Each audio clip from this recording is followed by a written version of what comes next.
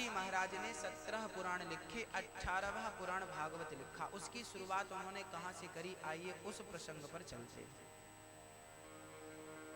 व्यास जी महाराज ने महाभारत के युद्ध से भागवत का शुभारंभ किया। अश्वत्थामा के द्वारा द्रौपदी के 5 बच्चे मर गए। अश्वत्थामा गुरु द्रोणाचार्य का पुत्र, द्रौपदी के उन्होंने 5 बच्चे मार डाले।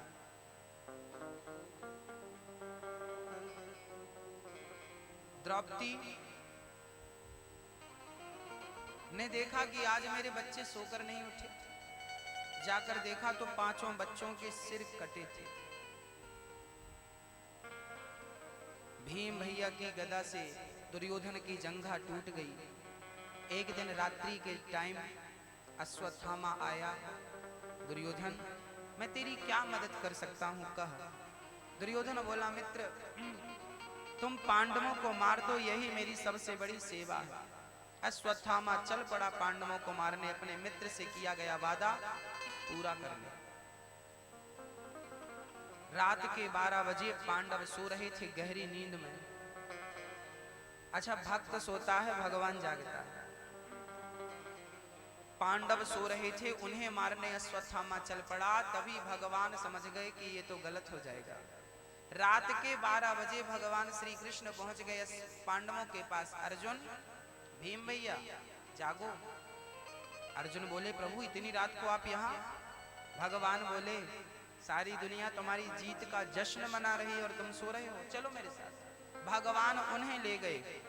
उस खाली बिस्तर में द्रौपदी के 5 बच्चे आकर सो गए। अश्वत्थामा ने उन 5 को ही पांडव समझ लिया कि ये पांडव हैं और 5 का सिर काट दिया। 5 बच्चे मर गए। सुबह द्रौपदी ने देखा मेरे बच्चे मरे हैं। दुर्योधन ने देखा पांडव मर गए। ध्यान से देखा तो पांडव नहीं, पांडव पुत्र थे। दुर्योधन बोला, मित्र तुमने मेरा वंश नष्ट कर दिया। दुर्योधन उसी क्षण मर गया। सुबह द्रौपदी ने देखा, रोने लगी। अर्जुन आए, क्या हुआ द्रौपदी? मेरे बच्चों को मार दिया अश्वत्थामा ने। हाथ में जल लेकर प्रतिज्ञा कर ली अश्वत्थामा को मारने की अर्जुन ने। द्रौपदी, तेरे पुत्र का हत्यारा अब मेरे से बच ना पाएगा। सूर्य अस्त होने के पहले उसको तेरे सामने लाकर खड़ा करूंगा। तू जो सजा देना चाहे देना। चल पड़े अश्वत्थामा को पकड़ने।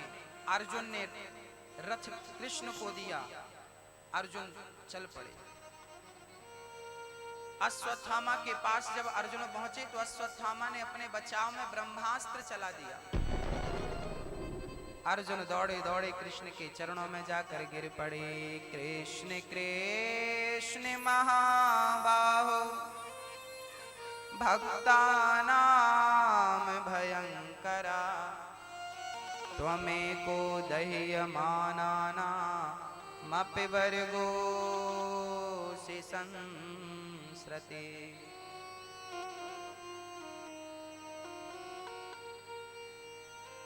अर्जुन चरणों में गिर पड़े, प्रभु मुझे बचा लो, मेरी रक्षा करो, मैं आपकी शरण में हूं। कन्हैया मुस्कुराए, अरे अर्जुन तुम गांडीवधारी हो, इसके एक प्रहार से डर गए? खड़े हो जाओ और बदले में तुम भी ब्रह्मास्त्र चलाओ। जब भगवान ने आज्ञा करी तो अश्वत्थामा के प्रहार के बदले अर्जुन ने भी ब्रह्मास्त्र छोड़ दिया और दोनों ब्रह्मास्त्र जब टकराए पृथ्वी डगमगाने लगी। भगवान ने अपनी कृपा से दोनों ब्रह्मास्त्र को शांत किया और अश्वत्थामा को ले जाकर अर्जुन ने द्रौपदी के सामने खड़ा कर दिया। द्रौपदी, तेरे बेटे का हत्यारा तेरे सामने खड़ा है, तू जो सजा देना चाहे इसे दे दे। द्रौपदी ने देखा कि अश्वत्थामा के हाथ बंधे हैं, पांव बंधे हैं। द्रौपदी ने जल्दी से हाथ और पांव खोल दिए। द्रौपदी बोली, अश्वत्थामा जी आप यहां से भाग जाइए। भीम भैया बोले, द्रौपदी क्या तुझे इस हत्यारे पर दया आ रही है? द्रौपदी बोली दया मुझे इस पर नहीं, दया तो मुझे इसकी मां पर आ रही है। अरे मेरे बच्चे मर गए हैं तो क्या हुआ, मेरा सहारा देने के लिए मेरे पति तो हैं, मेरे 5 पति हैं ना, जीवित हैं, पर इस अश्वत्थामा की जो मां है ना, इसे भी मार दोगे तो इसकी मां अनाथ हो जाएगी, क्योंकि गुरु द्रोणाचार्य पहले ही मर चुके हैं। अब तो मां का केवल बेटा ही सहारा है, और ये सहारा भी छीन लोगे तो मां अनाथ हो जाएगी। देखिए तो जरा द्रौपदी का भाव कैसा, खुद के बेटे मर गए हैं और बेटे का हत्यारा सामने खड़ा है, और द्रौपदी उस हत्यारे को कह रही है इसे छोड़ दो। क्यों? क्योंकि द्रौपदी के हृदय में करुणा है, दया है। दया धर्म का मूल है, पाप मूल अभिमान। तुलसी दया न छोड़िए, जब तक घट में प्राण। हमें दया कभी नहीं त्यागनी चाहिए भक्तों। जब तक शरीर में प्राण है तब तक हमें जीव मात्र पर दया करनी चाहिए। यदि हमने दया छोड़ दी तो भगवान भी दया छोड़ देगा, फिर वो आप पर दया नहीं करेगा। जब हम करते हैं तब वो हम पर दया करता है। दया का उल्टा क्या हुआ? दया का उल्टा होता है याद। जब आप लोगों पर दया करेंगे तो ईश्वर आपको याद करेगा। आप दया नहीं करेंगे कैसे याद करेगा? द्रौपदी ने क्षमा कर दिया। ऐसी विषम परिस्थितियों में भी अपने धैर्य को जो बनाए रखे वही ज्ञानी है, वही समझदार है।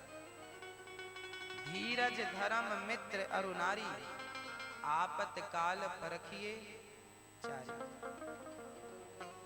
अपना धैर्य, अपना धर्म, अपने मित्र और अपनी नारी को, इन 4 लोगों को विपत्ति के समय ही परखा जाता है। आप लोग धैर्यवान हैं कि नहीं? धैर्य है आपके अंदर? मैया जी धैर्य है? हम लोग यूं तो बहुत कहा करते हैं हम बड़े धैर्यवान हैं, लेकिन कभी विषम परिस्थितियां आ जाए ना तो धैर्य तो पता नहीं कहां चला जाता। राजा रंतिदेव नाम के एक राजा थे। उनके नगर में सूखा पड़ा, उन्होंने अपना पूरा राज्य दान कर दिया, और राजा रंतिदेव अपनी पत्नी और अपने बेटे के साथ जंगल चले गए। शास्त्रों में लिखा है कि 64 दिन तक उन्हें खाने को एक दाना नहीं मिला। छोटा सा बच्चा, पत्नी और राजा रंतिदेव 64 दिन से एक दाना नहीं खाया। एक दिन 64 दिन बाद 65वें दिन किसी गांव में पहुंच गए तो वहां भंडारा हो रहा था। भंडारे में उन्हें खीर पूड़ी प्राप्त हो गई। वो बैठ करके खीर पूड़ी खाने वाले थे कि तब तक एक चांडाल आ गया, एक ब्राह्मण आ गया और एक कुत्ता आ गया। ब्राह्मण बोला, भैया हम बड़े भूखे हैं, हमें भोजन कराओ। राजा रंतिदेव ने अपनी थाली ब्राह्मण को दे दी, लो आप खा लो। खुद कितने दिन से भूखे थे?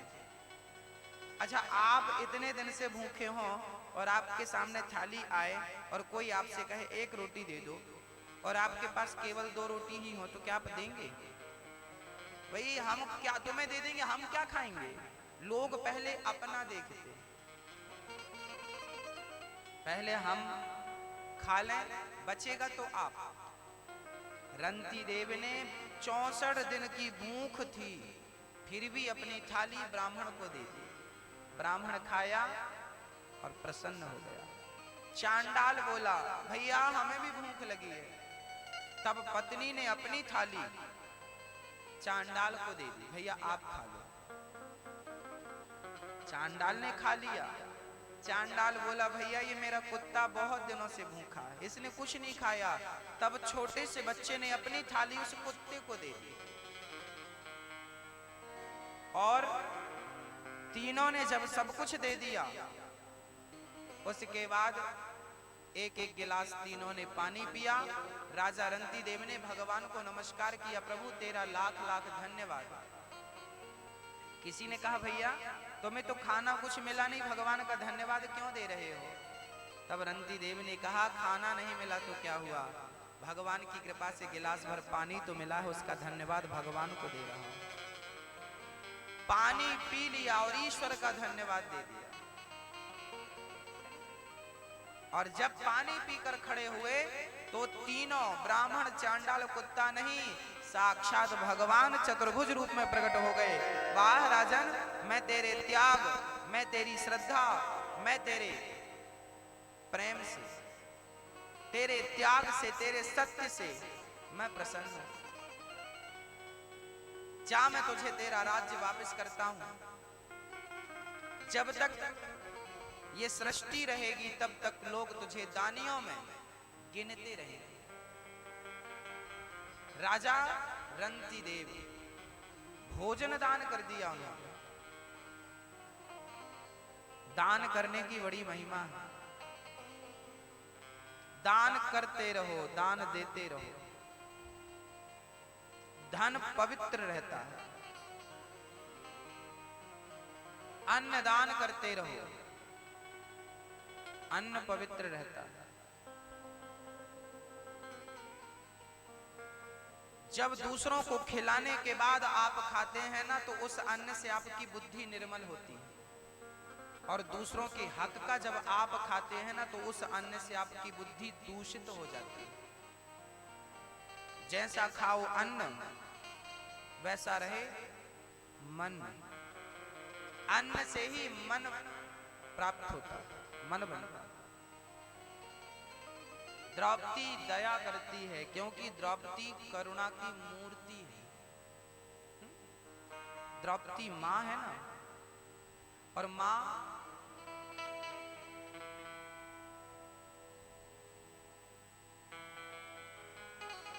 द्रौपदी मां है और मां तो करुणा की मूर्ति है। अच्छा आप भी तो मां हैं। अच्छा मां किसे कहते हैं? मां किसे कहते हैं? भगवान को भी मां कहा गया है। त्वमेव माता च पिता त्वमेव, त्वमेव बन्धुश्च सखा त्वमेव, त्वमेव विद्या द्रविणं त्वमेव, त्वमेव सर्वं मम देव देव। मात पिता तुम मेरे, शरण गहूँ मैं किसकी, स्वामी शरण पढ़ूं मैं किसकी। तुम बिन और ना दूजा, प्रभु बिन और ना दूजा। आस करूं मैं किसकी। ओम जय जगदीश हरे। तो भगवान को क्या कहा गया है? माँ, मात पिता तुम मेरे। तो भगवान हमारे कौन है? कौन है? कौन है हमारे? मात पिता। तो भगवान तो पुरुष है ना, उन्हें माँ कहा गया है। अर्थात यह है, अर्थ यह है कि माँ जिसके हृदय में करुणा हो, जिसके हृदय में भाव अधिक हो प्रेम के, बस उसे आप माँ कह सकते हैं। जिसके हृदय में दया हो, जिसके हृदय में धैर्य हो, जिसके हृदय में क्षमा का भाव हो, उसे क्या कहते हैं? उसे माँ कहते हैं। तो आप क्षमा करती हो मैया? आपके हृदय में करुणा है कि नहीं? अच्छा अपने बच्चों को तो माफ कर देती होंगी आप, पर क्या दूसरों के बच्चों को माफ करती हो मैया जी? करती हो? अपनों की गलतियां तो माफ लोग कर ही देते हैं, गैरों की गलतियां माफ कर दो तो बात बने। लेकिन लोग अकड़ के खड़े, हम नहीं साहब, हम नहीं, हम नहीं। माफ नहीं करते आप। रही मन धागा प्रेम का, मत तोड़ो चटकाए, टूटे से फिर ना जुड़े, जुड़े तो गांठ पड़ जाए। रही मन धागा प्रेम का। अच्छा भैया, आपने अपनी सास को माफ किया क्यों नहीं? और सास ने अपनी बहू को माफ किया क्यों नहीं? नहीं करे महाराज, हम तो बहू की शक्ल नहीं देखते।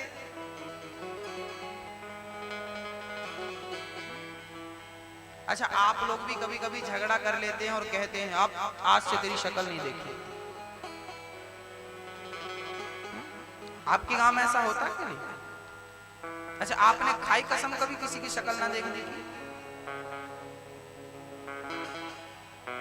जब आपके हृदय में करुणा है ही नहीं तो भगवान करुणा करना चाहेगा तो कैसे होगी? इसलिए आपको क्या बनना है? माँ की तरह। तू कितनी अच्छी है, तू कितनी भोली है, हो प्यारी प्यारी है। ओ माँ, ओ माँ, ओ माँ, प्यारी माँ, तू कितनी अच्छी है, तू कितनी भोली है, ओ प्यारी प्यारी है। ओ माँ,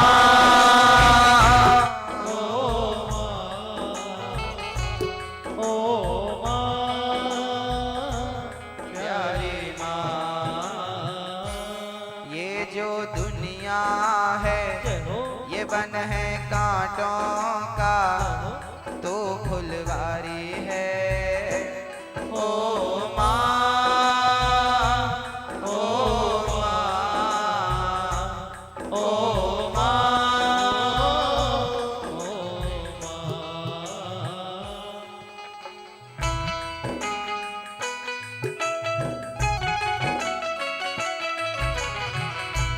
जय हो।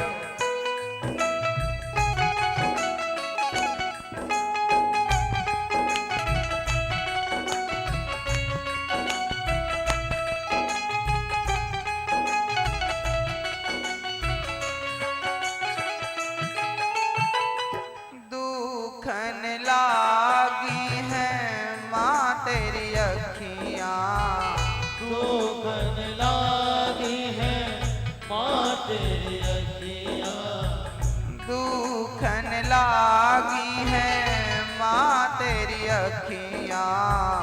दुखन लागी है माँ तेरी अखियाँ। मेरे लिए जागे है तू, मेरे लिए जागे है तू, सारी सारी रतियाँ मेरी निंदिया पे, ओ अपनी निंदिया भी तूने वारी है। ओ माँ, ओ माँ, ओ माँ, मेरी माँ। कितना प्रेम करती है माँ अपने बच्चों से, लेकिन वही बच्चे बड़े होकर अपनी माँ को कितना भूल जाते हैं, है ना? आजकल की माँ अपने बच्चों से सबसे ज्यादा परेशान है ना? खुद के बच्चों से परेशान है। जब आप लोगों की शादी हुई थी ना, जब घर में बहू आती है ना, अच्छा आप लोग भी तो अपने बच्चे की माँ हो, आप भी तो चाहती हो कि मेरे घर में मेरी बहू आए। जब माँ अपने बेटे को विवाह करती है ना तो मन में बड़ा भाव होता है। बहू आएगी, बहुत अच्छी बहू आएगी, पांव दबाएगी, सेवा करेगी, बहुत प्यार करेगी। पर बहू आई और महीने भर में ही अपना रंग दिखा दिया। हाँ, छोड़ के चली गई बूढ़ी माँ को, गिलास भर पानी को नहीं पूछा।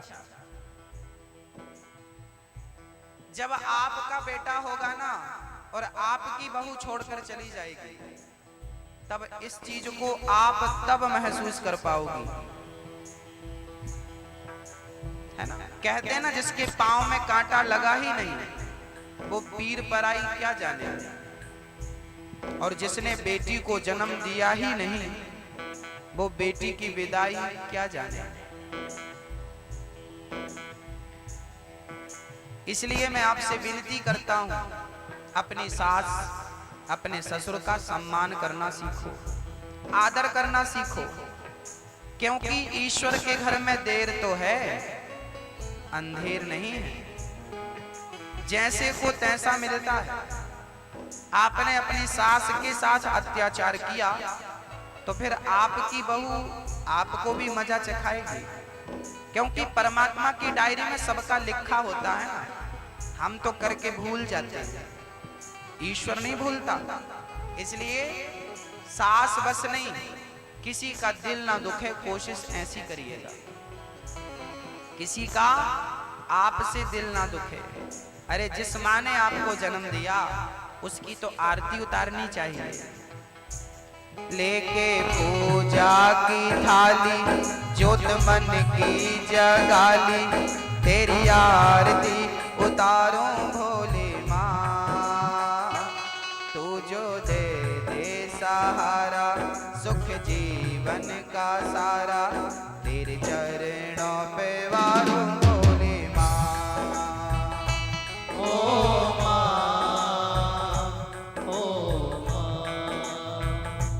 ओ माँ,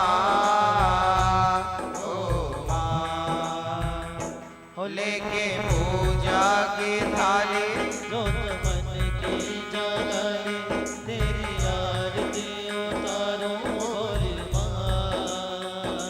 तू जो दे दे सहारा, सुख जीवन का सारा, तेरे चरणों पे वारूं भोले माँ।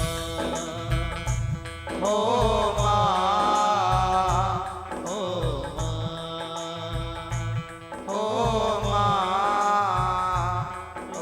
माँ, अपना नहीं तुझे सुख दुख कोई, अपना नहीं तुझे सुख दुख कोई। माँ का अपना कोई सुख नहीं होता, माँ का अपना कोई दुख नहीं होता। वो मांगती है तो बच्चों के लिए मांगती है, रोती है तो बच्चों के लिए रोती है। अपना नहीं तुझे सुख दुख कोई, अपना नहीं तुझे सुख दुख कोई। मैं मुस्काया तू मुस्काई, मैं रोया तू रोए, मेरे हंसने पे मेरे रोने में तू बलिहारी है। ओ माँ, ओ माँ, ओ माँ, प्यारी माँ। कहते हैं माँ वेदों और पुराणों का सार है। जो था वरदान उसे अभिशाप समझ बैठे, सामने था पुण्य उसे पाप समझ बैठे। पहले तो माँ बाप को ही दौलत समझते थे, आज दौलत को ही माँ बाप समझ बैठे। पहले बेटा ना अपनी माँ को कभी छोड़ता नहीं था, आजकल के बच्चे छोड़ने लगे। पहले माँ बाप ही दौलत हुआ करती थी और अब तो दौलत को ही माँ बाप समझ बैठे। खुशियों का दिन आया है, जो मांगा वो पाया है। आज मुझे मेरी माँ ने बेटा कह के बुलाया। मेरी माँ, मेरी माँ, माँ, मेरी माँ, माँ, मेरी माँ,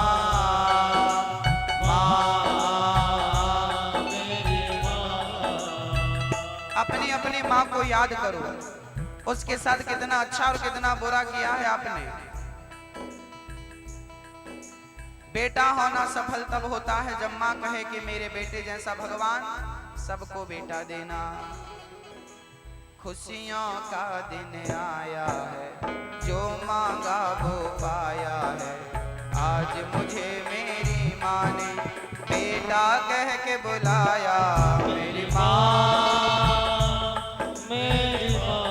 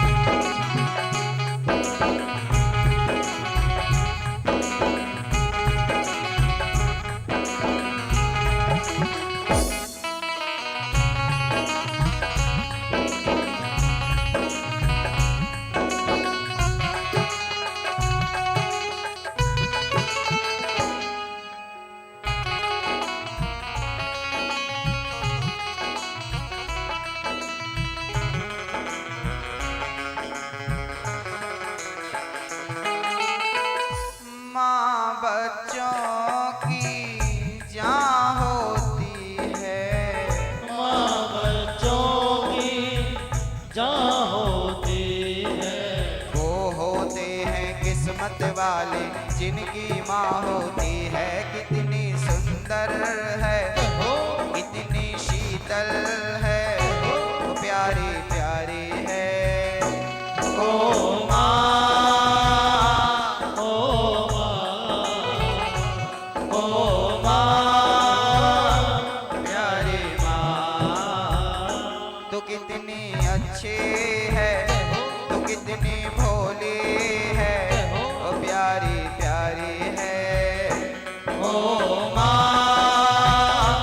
ओ माँ, ओ माँ, प्यारी माँ, तो कितनी अच्छी है, तो कितनी भोली है, ओ प्यारी प्यारी है। ओ माँ,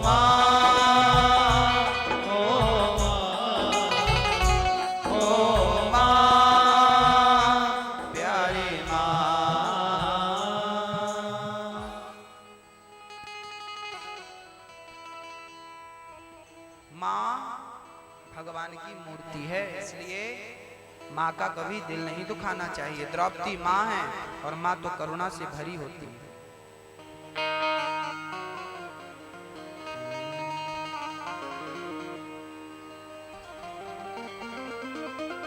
द्रौपदी के निर्णय को भगवान ने सराहा है। भीम भैया बोले ना, मैं इसे दुष्ट मारूंगा अश्वत्थामा। अर्जुन ने भगवान से पूछा प्रभु इसके साथ क्या करें? भगवान बोले ब्राह्मण को कभी मारो मत और आताताई को कभी छोड़ो मत। इसे मार भी दो, इसे छोड़ भी दो।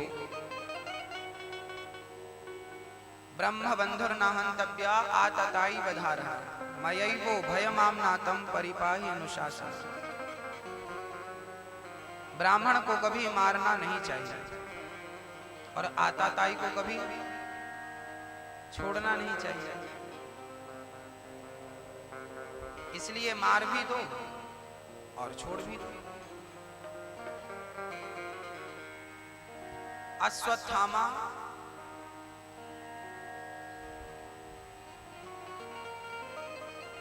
के सिर में मणि थी, उस मणि को छीन करके अश्वत्थामा की मणि को अर्जुन ने निकाल दिया, अपमानित कर दिया। अश्वत्थामा प्रतिशोध की ज्वाला में जलने लगा और उसने द्रौपदी के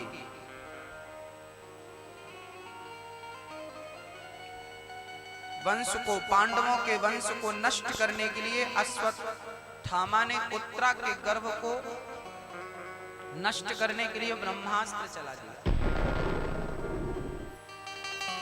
पांडवों के वंश में एक ही बचा था जो उनके वंश को आगे बढ़ा सकता था, नाम था अभिमन्यु। अभिमन्यु का पुत्र गर्भ में ही था उत्तरा के। अभिमन्यु तो महाभारत में मर चुके थे, आपकी पत्नी गर्भवती थी। उस गर्भ के बच्चे को मारने अश्वत्थामा ने ब्रह्मास्त्र चला दिया। अश्वत्थामा के इस कृत्य को देख करके भगवान की शरण में उत्तरा दौड़ पड़ी और उत्तरा ने दौड़ते हुए कहा, पाहि पाहि महायोगिन देव देव जगतपते। हे प्रभु मेरे गर्भ की रक्षा करो। भगवान बोले क्या हुआ? प्रभु अभी मेरा बालक जन्म नहीं लिया कि इसे मारने के लिए अश्वत्थामा ने ब्रह्मास्त्र चला दिया, आप रक्षा करो। भगवान ने अपने सुदर्शनास्त्र से ब्रह्मास्त्र को खंडित किया और भगवान ने उत्तरा की रक्षा की, उत्तरा के गर्भ की रक्षा की। उत्तरा प्रसन्न होकर अपने महलों की ओर चली गई। अब भगवान द्वारिका जाने की तैयारी करने लगे। उसी समय कुंती बुआ हाथ जोड़कर खड़ी हो गई। कुंती बुआ कहने लगी, कृष्णाय वासुदेवाय देवकी नंदनाय च नंद गोप कुमाराय गोविंदाय नमो नमः। चरणों में गिर पड़ी कुंती बुआ, प्रभु आज मैं जान गई कि आप कौन हो। आज मैं आपकी स्तुति करना चाहती हूँ, आपसे कुछ कहना चाहती हूँ। कन्हैया बोले, बुआ क्या हुआ? आप तो हमारी माँ हो ना, बुआ हो, ऐसा हाथ जोड़कर क्यों खड़ी हो? कन्हैया बोले, माँ ऐसे मत करो। कुंती बोली, आप हमारे भगवान हैं। साधारण बनकर लीला जरूर करते हैं, आप साधारण हैं नहीं, दिखते हैं साधारण। प्रभु आज मैं आपसे विनती कर रही हूं, आज मैं आपसे कुछ मांगना चाहती हूँ। हाँ हाँ मांगो बुआ, क्या चाहती हो? कहने लगी कुंती बुआ, प्रभु आज मैं आपसे दुख चाहती हूँ, कष्ट चाहती हूँ। कन्हैया बोले, माँ ये क्या मांग रही हो? जब से होश संभाला है आपने तब से दुख ही दुख पाया है। लाक्षागृह में बंद करके कौरवों ने आग लगवा दी, क्या ये दुख कम था? आपके बच्चों से सब जीत कर कौरवों ने उन्हें जंगल भेज दिया, क्या ये कम था? भरी सभा में द्रौपदी की लाज लूटनी चाहिए, क्या ये दुख कम था जो आप हमसे और दुख मांगती हो? कुंती बुआ बोली, श्याम सुंदर जब जब जीवन में सुख आया तब तब हमने तुमको अपने से दूर पाया, और जब जब दुख आया है तब तब हमने आपको अपने पास पाया है। ऐसे सुख का क्या करेंगे जिस सुख में आप चले जाएं, दूर हो जाएं? कम से कम आप हमारे पास रहें। मैंने देखा है गोविंद, जब जब जीवन में दुख आया है ना तब तब मुझे तुम नजर आए, और जब जब सुख आया मैं तुम्हें देखती रही पर तुम ना आए। ऐसे सुख को क्या करूंगी जिस सुख में मेरा कृष्ण मेरे साथ ना हो? ऐसे सुख पर पत्थर पड़े जो कृष्ण हृदय से जाएं, बलिहारी व दुख की जो पल पल नाम जपाए। मुझे सुख नहीं गोविंद, मुझे दुख चाहिए। कुंती बुआ रोने लगी। भगवान बोले, बुआ मैं दुख कैसे दे दूं आपको? तो कुंती बुआ ने कहा फिर एक वचन दो। क्या? बोले मैं कभी भी आपका स्मरण ना भूलूं, सदा मैं आपके चरणों का स्मरण करती रहूं, एक पल के लिए भी श्वास लेना भूल जाऊं पर आपके चरणों का स्मरण करना ना भूलूं, ये वरदान दो। मैं हमेशा आपके चरणों का स्मरण करता रहूं, मैं आपसे यही प्रार्थना करती हूं, एक पल के लिए मैं आपके चरणों को भूल ना जाऊं, यही विनती प्रार्थना। कुंती बुआ भगवान के चरणों को हृदय में रखती हैं, इतना प्रेम करती हैं कुंती भगवान से, इतना प्यार करती हैं। अच्छा, भगवान से प्रेम हो जाए यही सबसे उत्तम भक्ति है, प्रेम ही भक्ति। कन्हैया से प्रार्थना करने लगी कुंती बुआ, कन्हैया कुछ दिनों के लिए और रुक जाओ। कन्हैया रुक गए। कुंती बुआ भगवान की स्तुति करने लगी। देखिए जरा, कुंती बुआ ने दुख मांगा, भगवान को भूल जाना ही सबसे बड़ा दुख है और भगवान को याद करना ही सबसे बड़ा सुख है। सुख चाहते हो तो भगवान को याद करो, और दुख चाहते हो तो भगवान को जानत हूं अस स्वामी विसारी, फिर ही ते काहे ना हो ही दुखारी। भगवान को भूल जाओगी तो दुख नहीं आएगा, अरे वही तो दुख है। कुंती बुआ ने याद किया, पितामह भीष्म बाणों की सैया पर लेटे थे। आज शाम को पांडवों ने देखा कि भगवान ध्यान लगा करके बैठे, किसी का स्मरण कर रहे हैं, किसी को याद कर रहे हैं, किसी का ध्यान कर रहे हैं। युधिष्ठिर जी ने कहा, कन्हैया आप भगवान हैं, सारी दुनिया आपको याद करती है, आपका ध्यान लगाती है, आप किसे याद कर रहे हैं? कहने लगे, कन्हैया अर्जुन, जो भक्त सदा हमें याद करते हैं ना, हम उनको याद कर रहे हैं। भक्त भगवान को याद करता है और भगवान अपने भक्तों को याद करता है, भक्तों को याद करता है। किसे याद कर रहे हैं? कन्हैया बोले, हम पितामह भीष्म को याद कर रहे हैं। चल पड़े पितामह भीष्म से मिलने के लिए भगवान। वामन दिन से बाणों की सैया पर लेटे थे पितामह भीष्म। शरीर का एक एक बूंद रक्त जमीन में गिर चुका था। मन कृष्ण की ओर खिंचा चला जा रहा था। तभी पितामह भीष्म ने भगवान को आते हुए देखा, गदगद हो गए। पितामह, प्रभु मुझे पता था कि आप जरूर आएंगे, मुझे दास को दर्शन देने आप जरूर आएंगे। भगवान खड़े हो गए। पितामह भीष्म को इच्छा मृत्यु का वरदान था, चाहते तो मर सकते थे पर पितामह मरे नहीं।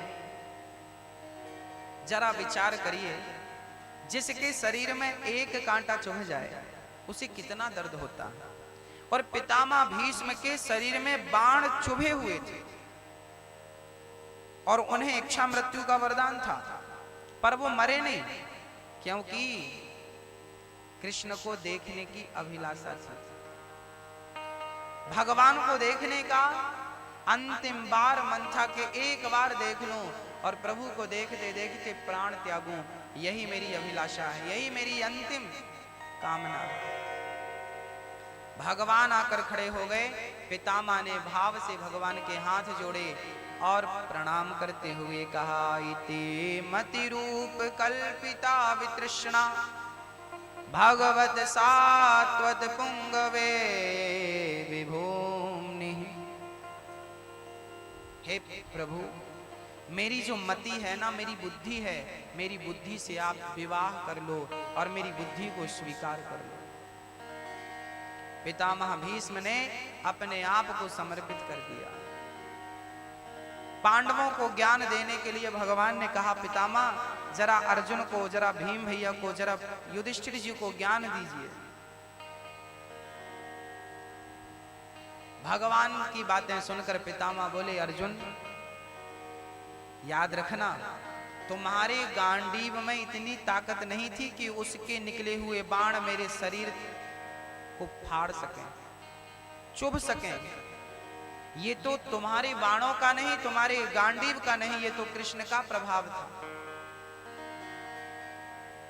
तुम ये मत समझ लेना कि महाभारत तुमने जीता है, तुमने नहीं, कृष्ण की कृपा से तुमने जीता है। कृष्ण के पराक्रम से ये महाभारत पूरा हुआ। इस महाभारत के असली हीरो अर्जुन नहीं, भगवान श्री कृष्ण हैं, जिन्होंने एक बाण भी नहीं चलाया और महाभारत जीत लिया। बिनु पग चलहि सुनहि बिनु काना, कर बिनु कर्म करहि विधि नाना। भगवान की परिभाषा क्या है? ईश्वर कहते किसे हैं? जो बिना कान के सुन लेता है। अच्छा, बिना कान के कोई सुन सकता है मैया जी? लेकिन भगवान सुन लेते हैं। कहां सुन लिया बिना कान के? जब द्रौपदी की साड़ी खिंच रही थी, तब भगवान श्री कृष्ण कहां थे? क्या उस सभा में थे? सजीव बैठे थे? नहीं। द्रौपदी ने बुलाया तो सुन लिया कि नहीं? तो बिना कान के सुन लिया और बिना हाथ लगाए साड़ी बढ़ा दी कि नहीं? हाथ लगाई कि साड़ी लाए और बांध दी। बिना हाथ लगाए साड़ी बढ़ा दी तो बिनु पग चलहि, बिना पांव के दौड़ पड़े। बिना कान के सुन लिया और बिना हाथ लगाए साड़ी बढ़ा दी। बिनु पग चलहि सुनहि बिनु काना, कर बिनु कर्म, हाथ के बिना काम कर लिया। जब बाली राम से युद्ध करने, जब सुग्रीव से युद्ध करने आ रहा था ना, तब तारा ने समझाया था, ए प्राणनाथ, वो भगवान राम है जिनकी शरण में सुग्रीव है, आप मत जाइए। तारा ने बाली को समझाया था, पर बाली ने कहा था, कहत बाली सुन भीरु प्रिय, समदर्शी रघुनाथ, जो कदाचि मोहि मारे हूँ तो पुनि हूँ सनाथ।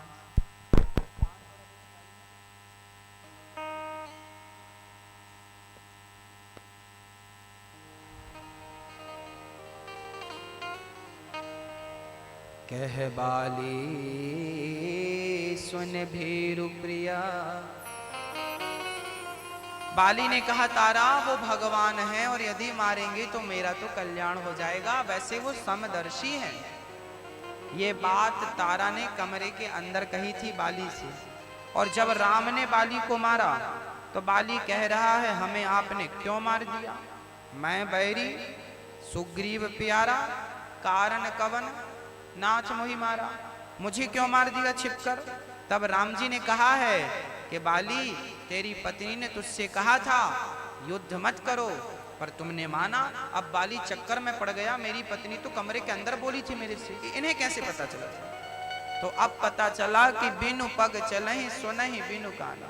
वो परमात्मा बिना कान के सब सुन लेता है। उनके कान इतने मजबूत हैं कि चींटी अपने पांव में घुंघरू बांध कर नाचे ना, तो भगवान को सुनाई पड़ जाता है कि कौन सी चींटी हमें पुकार रही है। सब सुनते हैं भगवान, बिना हाथ के काम कर लेते हैं। बाली समझ गया भगवान है। पितामह भीष्म समझाने लगे, अर्जुन जीवन में कभी बुरा मत करना, बुरा मत देखना। द्रौपदी को हंसी आ गई। पितामह, मेरे पतियों को ज्ञान दे रहे हो, बुरा मत करना। अरे भरी सभा में मेरी साड़ी खिंच रही थी, आप सबसे आगे बैठे थे, हाँ, आपने मेरी रक्षा क्यों नहीं करी? क्या आपके पास ये ज्ञान नहीं था कि बुरा नहीं करना चाहिए? आपने मेरी रक्षा क्यों नहीं करी पितामह? चरणों में गिर पड़ी द्रौपदी। द्रौपदी ने पुकारा था ना, द्रौपदी ने सबको बुलाया था। द्रौपदी ने सबको बुलाया था, कहाँ जा छिपे हो प्यारे कन्हैया,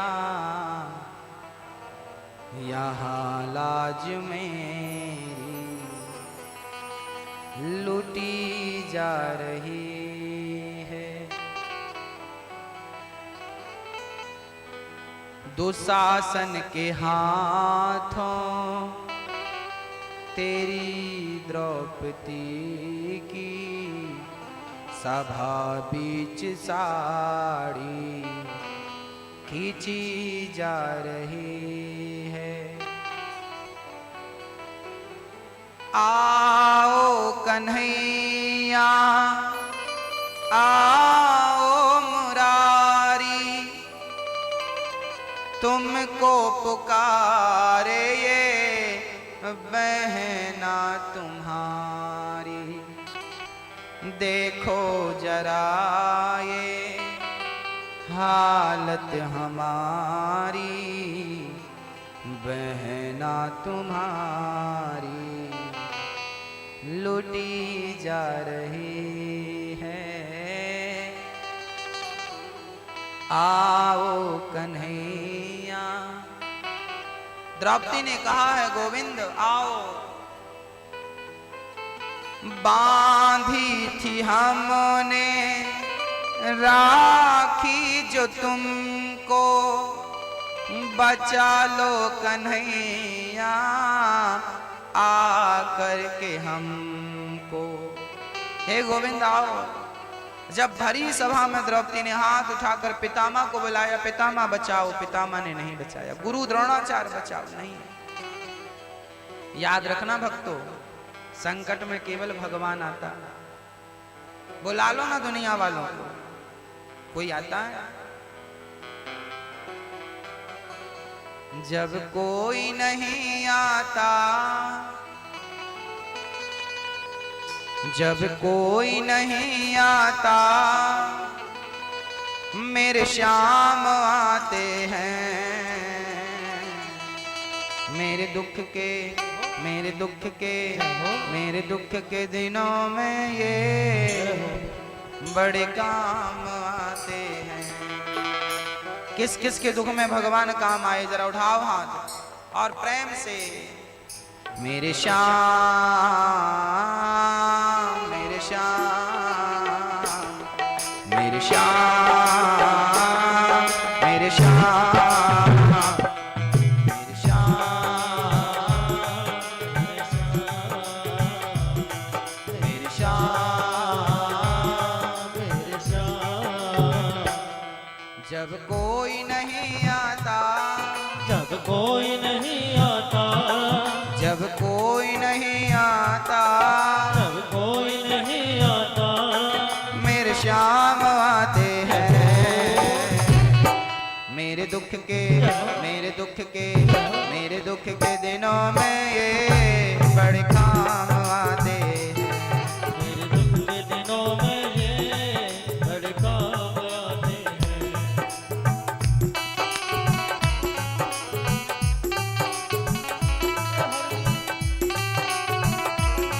जय हो।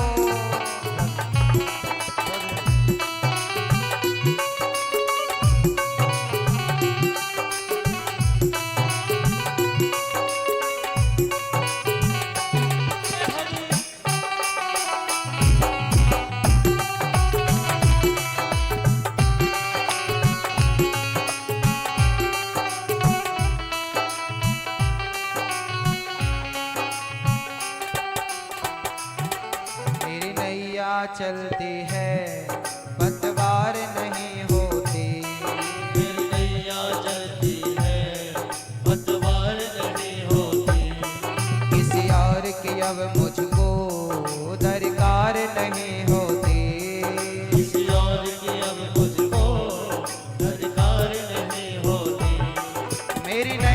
चलती है पतवार नहीं होती। मेरी नैया चलती है पतवार नहीं होती। किसी और की अब मुझको दरकार नहीं होती। किसी और की अब मुझको दरकार नहीं होती। मैं डरता नहीं रस्ते, मैं डरता नहीं रस्ते, मैं डरता नहीं रस्ते सुनसान आते हैं। मेरे दुख के मेरे दुख के मेरे दुख के दिनों में ये बड़े काम आते हैं। मेरे दुख के दिनों में ये बड़े काम आते हैं। मेरे दुख के दिनों में ये बड़े काम आते हैं। मेरे दुख के दिनों में ये बड़े काम आते हैं। मेरे दुख के दिनों में ये बड़े काम आते हैं। मेरे दुख के दिनों में ये बड़े काम आते हैं। हरे रामा राम रामा हरे हरे। हरे रामा राम रामा हरे हरे।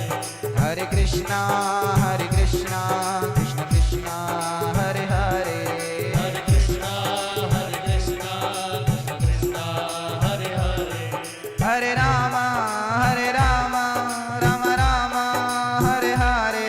हरे कृष्णा कृष्ण कृष्ण हरे हरे। हरे रामा राम राम हरे हरे। हरे कृष्णा कृष्ण कृष्ण हरे हरे। जब कोई नहीं आता, जब कोई नहीं आता, मेरे श्याम आते हैं। मेरे दुख के मेरे दुख के दिनों में ये बड़े काम आते हैं। मेरे दुख के दिनों में ये बड़े काम आते हैं। मेरे दुख के दिनों में ये बड़े काम आते हैं। मेरे दुख के दिनों में ये बड़े काम आते हैं। मेरे दुख के दिनों में ये बड़े काम आते हैं। मेरे दुख के दिनों में ये बड़े काम आते हैं।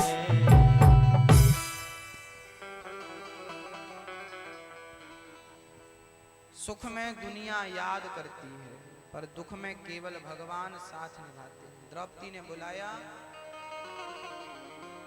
भगवान दौड़े आए, साड़ी खींचने लगी। भगवान ने बढ़ाना शुरू कर दिया, ढेर लग गया साड़ी का। कहने लगी द्रौपदी, प्रभु धन्यवाद। दुशासन बोला, ये साड़ी भी चिनारी है कि नारी भी चे साड़ी है कि साड़ी ही की नारी है कि नारी ही की साड़ी है। द्रौपदी ने कहा, मूर्ख, ना साड़ी भी चिनारी है, ना नारी भी चे साड़ी है, ना साड़ी ही की नारी है, ना नारी ही की साड़ी है। ये तो वृंदावन बिहारी है जो चीर बनकर खिंचा जा रहा है। आज चीर बनकर खिंच रहा है। द्रौपदी की लाज भगवान ने बचाई, रक्षा भगवान ने करी। भक्त को भरोसा हो ना भक्तों, तो भगवान आते हैं, आज भी आते हैं। जैसे गर्मी से बर्फ पिघलता है ना, फ्रिज में रहेगा तो जमा रहेगा, और बाहर निकालो थोड़ी सी गर्मी मिले तो क्या होगा। जैसे बर्फ गर्मी से पिघलता है, ऐसे भगवान प्रेम से पिघलता है। यदि कोई सच्चा प्रेमी हो ना, तो भगवान पिघल जाता है और उसके सामने खड़ा होने पर मजबूर हो जाता है। भक्त के प्रेम से भगवान मजबूर हो जाते हैं आने के लिए, रक्षा करते हैं। भगवान ने कुंती बुआ, द्रौपदी, सबकी रक्षा की। पितामह की सदगति हो, भगवान द्वारिका चले गए, जहां उनका स्वागत हुआ। धृतराष्ट्र गांधारी को लेकर विदुर जी चले गए। अब बुढ़ापा आ गया है। जिस भीम को मारने का आपने षड्यंत्र रचा, उसी का दिया टुकड़ा खा रहे हो, तुम्हें लज्जा नहीं आती? विदुर जी ने डांटा है धृतराष्ट्र को। ये धृतराष्ट्र कौन है? धृतराष्ट्र कौन थे? ये धृतराष्ट्र कौरवों के पिता हैं।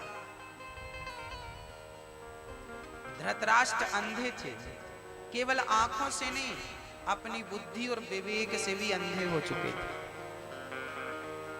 विदुर जी ने समझाया, पांडवों को मारने का तुमने षड्यंत्र रचा और उन्हीं का दिया टुकड़ा खा रहे हो, तुम्हें लज्जा नहीं आती, शर्म नहीं आती?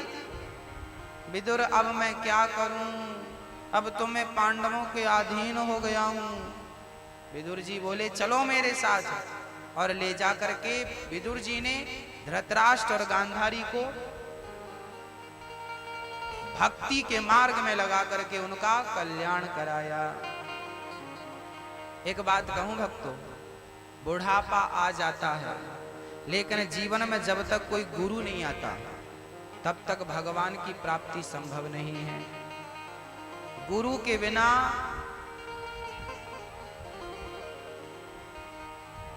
गुरु बिन भव निधि तरहना, गुरु बिन होहि की ज्ञान, ज्ञान की होहि विराग बिनु, गावहि वेद पुराण, की सुख लय हरि भगत बिनु। गुरु के बिना ज्ञान नहीं होता, इसलिए जीवन में गुरु आवश्यक है। बिना गुरु के भव सागर से पार जाना संभव नहीं है, इसलिए गुरु बनाना जरूरी है। गुरु केवल बनाना जरूरी नहीं है कि मंत्र ले लिया आप तो गुरु बना लिया ना, गुरु के बताए मार्ग पर चलना जरूरी है। गुरु के बताए मार्ग पर चलेंगे तो भगवान की प्राप्ति निश्चित होगी। आज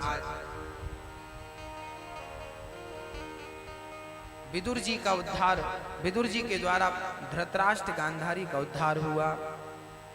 भगवान पूरी लीला समाप्त करके 125 वर्ष की उम्र में भगवान धराधाम को छोड़कर चले गए। अर्जुन से कहा, पांडवों को, मेरी पत्नियों को लेकर अर्जुन चले जाना। जब पांडवों ने सुना, जब कुंती ने सुना कि हमारे प्रभु नहीं रहे, तो कुंती बुआ प्राण त्यागती हैं। पांचों पांडव स्वर्गारोहण के लिए चलते हैं। कलयुग के पहले राजा बने परीक्षित। कलयुग के प्रथम राजा हैं परीक्षित। एक बार परीक्षित शिकार खेलने के लिए गए। जंगल में उन्होंने देखा कि एक गाय और एक बैल, गाय का बुढ़ापा था, बैल के 3 पैर टूट चुके थे। धर्म के 4 चरण होते हैं, सत्य, दया, दान और तप, जिसमें कि कलयुग में 3 पांव टूट चुके हैं। इसलिए हमें क्या करना चाहिए? नंदी महाराज को आपने देखा होगा, शंकर जी के मंदिर में नंदी होते हैं। नंदी के 1 पांव बाहर होता है, 3 पांव अंदर होते हैं। जानते हैं कारण? क्योंकि कलयुग में एक ही पांव बचा है। आप और हम चाहें तो अपने जीवन में सत्य को धारण कर सकते हैं। धर्म का पहला चरण है सत्य, तो हमें कोशिश करनी चाहिए कि हम अधिक से अधिक सत्य बोलें। अच्छा, आप लोग दिन भर में कितना सत्य और कितना असत्य बोलते होंगे? दादाजी, आप लोग सत्य बोलते हैं क्या? सत्य, जो सत्य बोलता है वो हाथ उठा सकता है।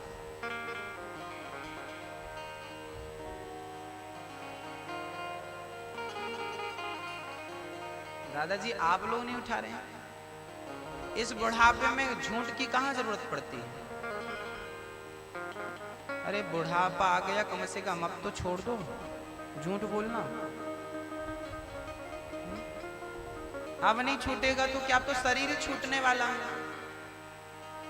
बची कितनी आपकी, और आपकी बस क्या, हम अपनी भी कोई गारंटी नहीं ले रहे हैं।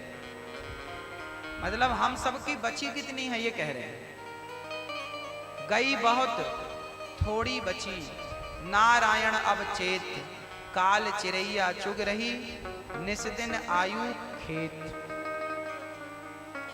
मैया जी, ओ मैया, बहुत गई थोड़ी बची। अब भी समय है, सच के मार्ग पर चल लो। जब आपका जन्म हुआ था ना, तब आपके सिर में जो बाल थे छोटे छोटे, वो काले थे। जानते हो बाल अब कैसे हो गए? सफेद हो गए। दशरथ जी ने कान के पास अपने बाल ही तो देखे थे और मन बनाया कि अब मैं बुढ़ापा आ गया, राम को राजा बनाऊं और मैं भजन करूं। दशरथ जी के बाल पक गए तो उन्होंने मन बना लिया भजन का। आपके पक गए, कब बनेगा मन? अच्छा, बाल पकने का अर्थ और कुछ भी है।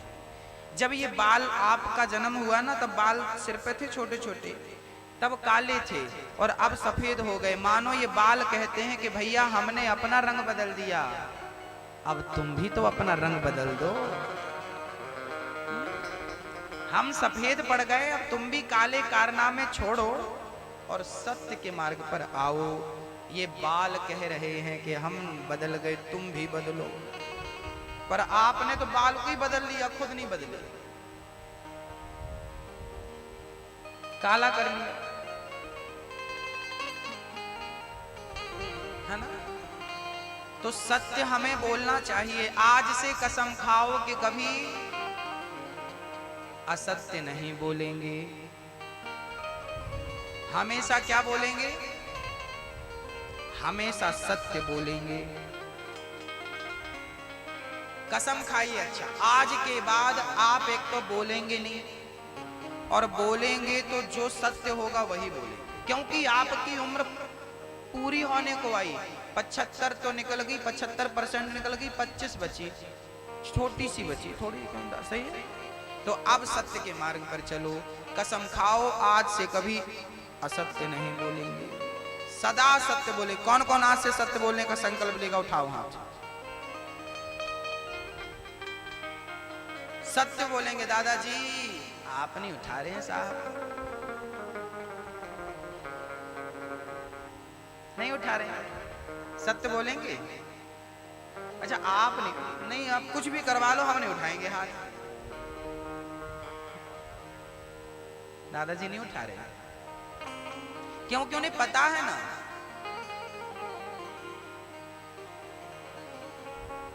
कि हम उठा देंगे और कभी असत्य निकल गया तो। इसका अर्थ ये नहीं है कि आप सत्य से भाग जाएं। देखिए, सत्य के मार्ग पर चलने की कसम तो खानी ही चाहिए। हाँ, कभी कभी गलती हो जाती है। साल 2 साल में एक आध बार झूठ बोल दिया तो भगवान भी माफ कर देगा, पर दिन में 10-10 बोलो तो ईश्वर माफ नहीं करने वाला। तो कसम खाइए, सत्य ही बोलेंगे। बोलो कम बोलो, बोलो तो सही बोलो। धर्म के 4 चरण हैं। पहला है सत्य, दूसरा है दया। आप सबके प्रति दया रखिए, सबके लिए दया रखिए, केवल अपनों के लिए नहीं, सबके लिए दया रखो। दया करनी चाहिए। सत्य, दया और दान। जो कमाओ उसका 10अंश दान करो। दान करने से धन शुद्ध होता है। तो दान करते हुए अपने धन को शुद्ध बनाना चाहिए। आज लाल माटी की धरती पर कथा चल रही है। आप सभी भक्त इस कथा के लिए आपने जो दान किया है, आपने अपना धन शुद्ध किया है। तो आप अपनी गांव में होने वाली कथा के लिए दान करना चाहते हैं तो यहाँ के कार्यकर्ताओं का स्टॉल लगा हुआ है, आप वहां जाकर अपना दान कर सकते हैं। लेकिन वृंदावन में बनने वाले वृद्धाश्रम के लिए यदि आप सहयोग करना चाहते हैं तो आप यहाँ मंच में आकर अपना नाम लिखवाकर, आपकी राशि देकर अपना नाम लिखवाएं। आपके नाम की यहीं से घोषणा होगी। श्रीधाम वृंदावन में आश्रम बन रहा है जहां वृद्धों के रहने की व्यवस्थाएं हैं। हम हर कथा में बेटियों का विवाह करते हैं, गरीब परिवार की बेटियों का। पिता गरीब है, मजदूरी करता है। अब मजदूरी करने वाला इतना पैसा कहाँ से लाए कि वो अपनी बेटी का बड़ा अच्छे से विवाह करे। अच्छा, गरीबों की हालत पर ना लोगों को तरस नहीं आता, बल्कि लोग उसका मजाक उड़ाते हैं। एक गरीब आदमी अपनी बेटी का विवाह करने की तैयारी कर रहा था। बेटी का विवाह करूं, तभी देखा कि पैसे तो है नहीं, पैसे नहीं है। तो गरीब आदमी ने सोचा कि गांव में सेठ जी, हमारे गांव में बड़े आदमी हैं, उनके घर चलो। तो गरीब आदमी बड़े आदमी के घर पैसे मांगने गया। भाई साहब जरा 10,000 रुपए देना, हमें 10,000 रुपए की जरूरत है, सख्त जरूरत है। तो आपने देखा होगा जो पैसे वाले होते हैं ना, वो इसी फिराक में रहते हैं। जब गरीब को जरूरत पड़ी तो पैसे वाले के पास गया, भैया हमें जरा 10,000 रुपए देना, हमें बेटी का विवाह करना है। अमीर आदमी ने कहा, भाई 10,000 तो दूंगा, लेकिन हमें ब्याज चाहिए। 10 ले रहे हो, 15 वापस करना। अब गरीब आदमी बेचारा कहां से लाए 15, पर मजबूरी थी तो लेना पड़ा। कभी कभी मजबूरी जब होती है ना, तो ज्यादा ब्याज देकर भी पैसे लेने पड़ते हैं। अब देखो, अमीरों को इस बात को विचार करना चाहिए कि भाई गरीब आदमी बेटी के विवाह के लिए मांग रहा है, तो बिना ब्याज के क्या आप नहीं दे सकते? 10,000 की मदद नहीं कर सकते?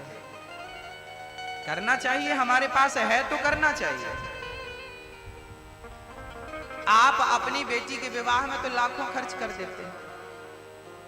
एक बारात खा के चली जाए, इतना तो भोजन बचता है। जब ऐसे गरीब लोग बेटियों के विवाह के लिए कर्जा लेने लगे, अपनी जमीन छोटी सी गिरवी, घर गिरवी रखने लगे, तब हमें मन में बड़ा दुख हुआ।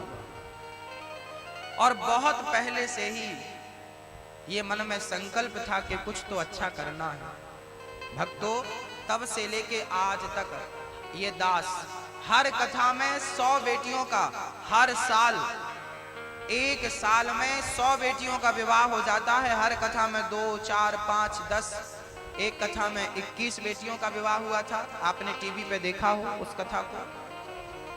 एक कथा में 12 बेटियों का विवाह हुआ था, किसी कथा में 51 बेटियों का। अभी फरवरी में 22 फरवरी से, यहाँ 22 जनवरी को कथा स्टार्ट हुई, 22 फरवरी को इंदौर में कथा है, मध्य प्रदेश में। उस कथा में करीब 11 गरीब परिवार की बेटियों का विवाह है, सम्मिलित विवाह। और मैं आपसे भी निवेदन करता हूं, आपके आसपास कोई गरीब परिवार की बेटियां हो तो आप हमें सूचित करें। और अभी इस कथा के बाद अभी बिलासपुर में कथा है, तो आपके आसपास कोई भी गरीब परिवार की बेटियां हो तो आप अभी संपर्क कर लो, और बिलासपुर की कथा में 2-4 बेटी, जितने जोड़े हो जाएंगे उतनी बेटियों का विवाह कर देंगे। अभी इस कथा पर ये दास, हम सोचते हैं कि जब तक श्वास है, जब तक प्राण है, तब तक सेवा करते रहे। हर कथा में हम बेटियों का विवाह करते हैं। इस कथा में भी आपके आसपास कोई जानकारी हो, गरीब परिवार की बेटियां हो, तो आप बताएं, इस कथा पे भी बेटियों का विवाह कर देंगे जिस दिन रुक्मणी मंगल होगा। या इस कथा पे नहीं तो अभी बिलासपुर में कथा है 29 तारीख से, उस कथा पे आप बताएं। जिस दिन रुक्मणी मंगल होता है उस दिन विवाह होता है, जिस दिन भगवान का विवाह होता है कथा में, उस दिन। तो बेटियों का विवाह और वृद्धों की सेवा, ये 2 कार्य जब तक श्वास है तब तक चलने का विचार है। आपका थोड़ा थोड़ा सहयोग इन बेटियों का घर बसाने में मदद करता है। तो आप गांव वाले, चूंकि आप लोगों का तो पहले से ही आप लोगों ने दान कर दिया है, भागवत जी के लिए आप लोगों ने सहयोग किया है ना, हमें पता है कि आप लोगों ने भागवत जी के लिए दान दिया है, ठीक है, आपके सहयोग से ये भागवत चल रही है। पर थोड़ा थोड़ा यदि आप इस संस्था के लिए देंगे तो आपके सहयोग से बेटियों का भी घर बसेगा। थोड़ा थोड़ा सहयोग, हम ये नहीं कहते बहुत दो, थोड़ा थोड़ा, एक एक बूंद से घड़ा भर जाता है। आपका सहयोग इकट्ठा हुआ तो आपको भागवत मिल गई। आपका सहयोग आपके गांव में भागवत का आयोजन कर रहा है और ये वृंदावन जैसा माहौल है, लेकिन आपका ये सहयोग मिलेगा तो वृंदावन में जो आश्रम बन रहा है, आपका थोड़ा सा धन वृंदावन तक पहुंचेगा और आपके सहयोग से वहां एक इमारत खड़ी होगी। उस इमारत में आपके वृद्धों की रहने की, माँ बाप की सेवा होगी। अरे हमारे देश का हर वृद्ध ही तो हमारा पिता है, हर वृद्ध नारी हमारी माँ है। तो हमारे सहयोग से यदि किसी को रहने को और खाने को 2 रोटी मिले तो क्या नुकसान है। हमें थोड़ा थोड़ा दान करते रहना चाहिए, जुड़ करके दान करना चाहिए। इसलिए आप यदि चाहें थोड़ा थोड़ा सहयोग करें ताकि आपके सहयोग से ये काम जल्दी पूरा हो और वृद्धों की सेवा हो। कुछ भक्तों ने दिया है, जो आप लोगों में से जिनको देना है आप अपना नाम लिखवा सकते हैं। आप हमारी संस्था के सदस्य भी बन सकते हैं। 5 साल का सदस्य बनने के लिए, 10 वर्ष का सदस्य बनने के लिए और आजीवन सदस्य। इसी बहाने आप वृंदावन से जुड़े रहेंगे। आप आइए वृंदावन, वहीं रहिए, वहीं खाइए, जब तक मन करे खाइए। और हम तो कहते हैं, बहुत सारे लोगों ने वृंदावन में अपने लिए कमरा बनवा रखा है उस आश्रम में, कि हम जीवन गांव में गुजारेंगे।